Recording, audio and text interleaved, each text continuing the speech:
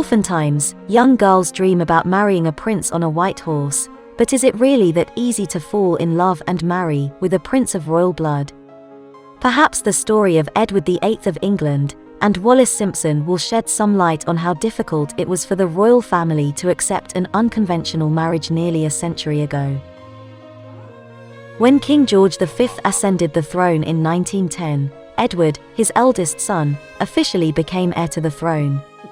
Edward enjoyed the life of royal prince, attending social events and benefiting from privileges his title provided to him. However, one does not simply master the control of his emotions when he becomes heir to the throne. Edward could not stop his heart from falling head over heels in love with the married Wallis Simpson when he first laid his eyes on her in a social gathering.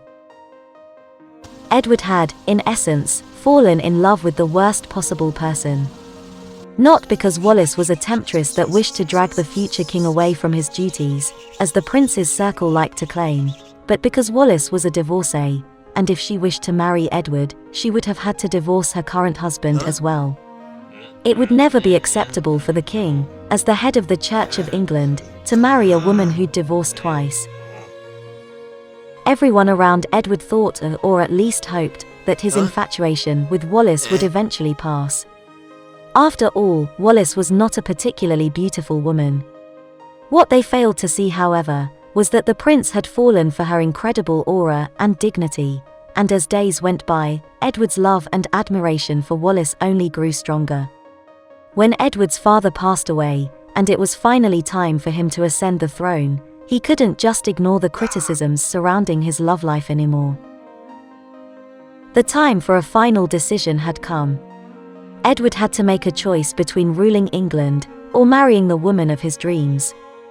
His decision shocked everybody, because he'd decided to abdicate the throne in favor of marrying his beloved, a decision that ensured that although he would no longer have a claim on the throne, his name will forever be etched into the pages of history.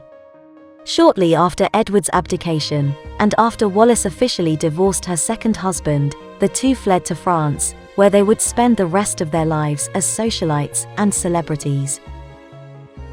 After many years of a happy life spent together, Edward lost his life to throat cancer, and 14 years later, Wallis also joined her husband in death. Due to Edward's request, the two were buried beside each other in the royal cemetery of Frogmore near Windsor Castle. Although the details surrounding this legendary couple remain a mystery, this much is evident that the sacrifices the two made to be together will never be lost to oblivion.